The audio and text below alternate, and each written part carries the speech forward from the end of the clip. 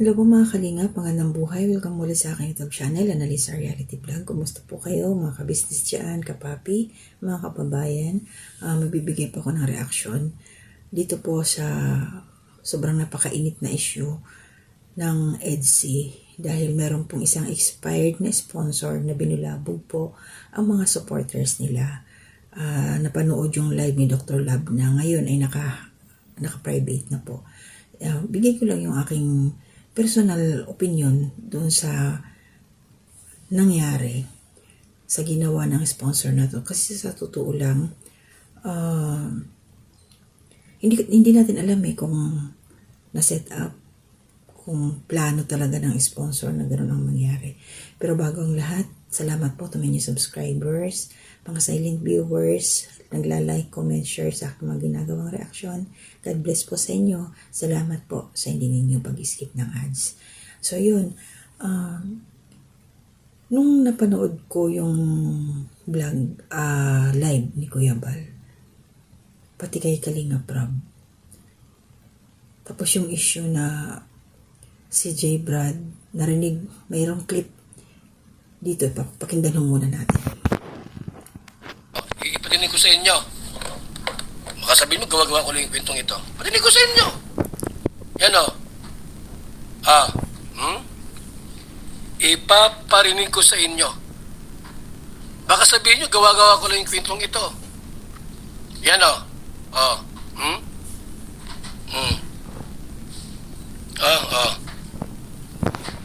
Yan o. Dalawa sila. Ha? Anak ko yung bahay ko kayo. Oh? Nasaan si Gibran? Naroon kasama si Biancy. Loko-loko ka. Pahin kita dan.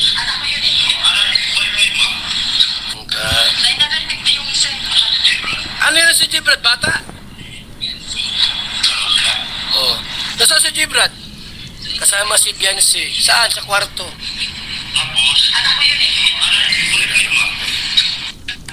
Kasi nung time yan sinabi niya na Huwag nang manggayaan po, mga kaibigan. Okay po, so yung clip, ayun,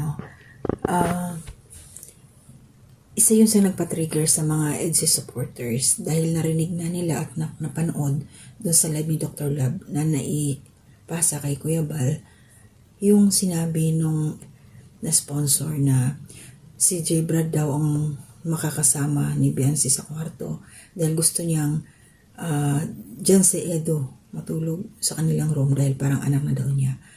So, nandun naman yun si Dr. Lab. So, yun ang naging dahilan kung bakit nag-ingay, daming yun, nagalit, sabihin natin, sa nangyari. Dahil in protection, concern sila kay Biancy, tayo. Kahit ako nung napanood ko na yun, sabi ko, yung isip ko, siyempre nanay ako may anak akong babae. Yung mother's instinct, pagka ganun, yung anak mo may makakasamang ibang lalaki sa isang kwarto. Mano ka na, papanik ka na, mag-aaligaga ka na talaga. Kung sino yung pwedeng makontak, kukontakin mo. Para kung hanggat maaari, i-pull out yung anak mo doon. Diba? Yun yung kura mismo na magiging reaksyon ng kahit na sino mapananay, mga nakasuporta sa EDSI, kay Biancy, yun ang mangyayari. So, sana maging leksyon ito kay kay Kalingap Edo kasi may mga binanggit ng si Kuya Bal na hanggat maaari, huwag makikipagkita sa sponsor. Hayaan yung sponsor na siyang pumunta sa'yo. Kung taga saan ka, kung saan ka talaga. Kasi sabi naman ni Kalingap Edo, nagpaalam siya kay Kalingap Rab, niluluwas ng Manila kasi kikitain nga yung sponsor.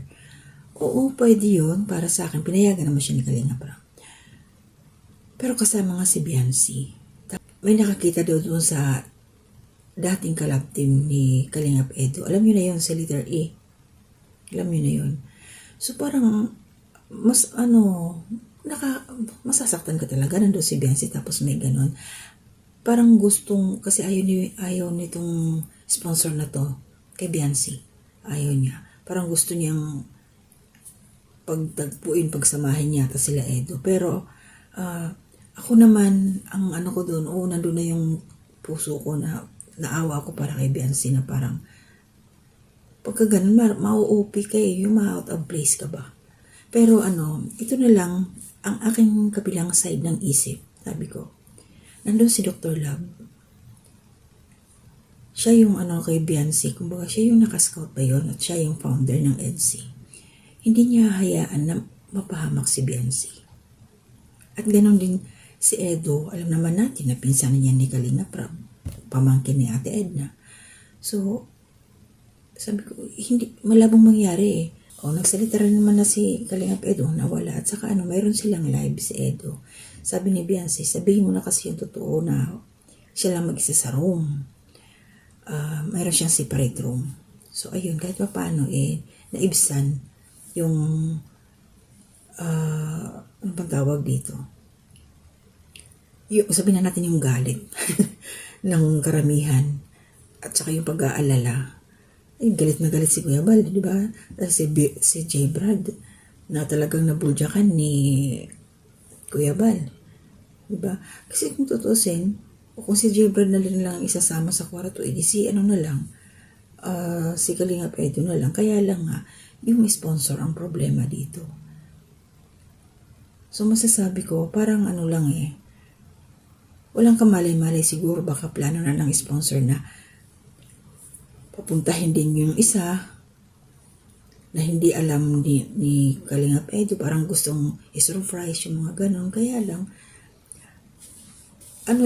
si Biancy ang inaalala ng karamihan. Pero ayun, kaya nang sabi ko na doon si Dr. Love, alam ko hindi yung pababayaan. Imposible kasi once na may nangyari kay Biancy,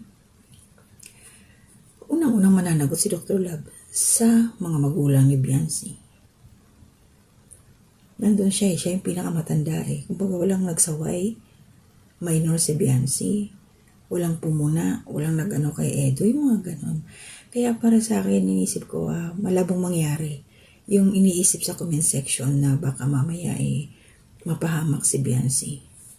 Sabi ko, hindi, imposible yun. Si Dr. Love, para sa akin, alagaan niya si Biancy. Yun ang ko doon Mapahamak na yan si Edo kung ganon, di ba? Pero si Biancy, babae, sigurado ako protektahan yun ni Dr. Love. Ang nasa isip ko, tiwala. Kasi si Edo, alam naman natin na mahal na mahal na si Biancy bilang kalabtib niya. At hindi natin alam kung sa totoong buhay, nararamdaman niya na talaga na gusto niya, mahal niya si Biancy. Kaya hindi rin niya yun, hindi ko gustuhin ni Edo na may mangyari hindi maganda kay Biancy, na masaktan niya si Biancy, yung mga ganun. Kaya lang nag-aalala si Kuya Bal na baka mamaya nag-party, nag-inuman, mapikot si Edo, diba? Kasi syempre si Kuya Bal, inamin naman niya na baka Biancy siya, baka EDSI, support talaga siya. Talagang hindi niya, hindi pwede, kailangan si Edo at saka si Biancy lang talaga, yung gusto niyang hanggat maaari magkatuluyan na yung pag-aalala lang niya talaga kay Biancy. Yun ang lahat tayo, karamihan na nakasuporta, si Biancy talaga inaalala natin. Kaya sana si Kalinga Edo sa susunod maging aral na nga sa kanya. Ito nga ang sabi nga niya dito ni Kalinga Edo, may damagit siya doon meron nga daw parang ibibigay sa kanya, parang pasalubong. Syempre may malayo ang biyahe, kaya pumunta na lang siya doon para kunin. Pero para sa akin, kung ikaw sponsor, mahal mo si Edo, hindi ka makarating, daming paraan, pa-LBC mo na lang, mag-video call na lang kayo kung gusto mong makita, di po ba? Ganun na lang. So sana alam ko na ngayon may mga naglabasan na, may mga nagsalita na rin sila kung ano yung talagang totoong mga nangyari doon. So, syempre tayo na wala ron, narinig natin doon sa live ni Dr. Love, sino ba naman tayo para hindi mag-alala para doon sa isang minor? Diba? So, at least, safe naman na sila Biancy. Safe si Biancy. So, lahat ng mga nangyari yun, para sa akin, may maitim na balak yung expired na isang sponsor. Baka gusto niyang magkasiraan yung si Lubiansi at saka si Edo. Parang ganun yung niya. Baka. Kasi hindi siya maggaganon ng kung buo yung suporta niya kay Edo, kung sino yung nandyan na kasama ngayon, nakalampin. Dapat nag-full support na siya. Hindi siya gagawa ng mga ikakasakit ng karamihan. Diba? Kasi syempre maraming nagmamahal kay Biancy. Hindi yung papayad na ganon-ganon na lang nangyari. Talaga. Kaya at least, so dito yun, masasabi ko pwedeng blind si Edo patungkol doon kung ano man yung plano. At saka, ang kagandahan doon, hindi si Biancy lang mag-isa sa room. Wala siyang ibang kasama. Yun naman ang natin nais natin na malaman. So, malinaw na po sa atin lahat yun. So, magsilbing aral na lang yun para sa lahat na yung mga sponsor ng mga ganun magpapatulan. Kasi yung iba dun may mga hidden agenda. Pag expired ka ng sponsor, stop ka na. Support ka na lang. Huwag kang huwag kang i-epal sa kung sino na yung nandyan na. Diba? Mahalan lang tayo.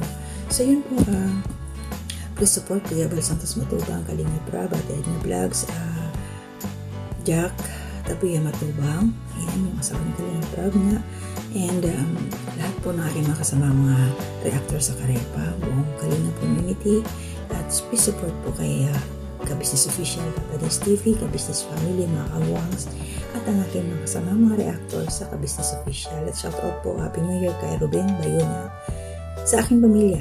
Happy New Year po in advance, mga anak, aking asawa, at sa aking pinsan, Boss Tradition, Ma'am Aiza May, masa pala, Happy New Year. At sa lahat po na nandiyan lagi, kay LK Indian Community, Happy New Year po sa inyong lahat. So, nandito na muna, see you again on my next reaction. To God be.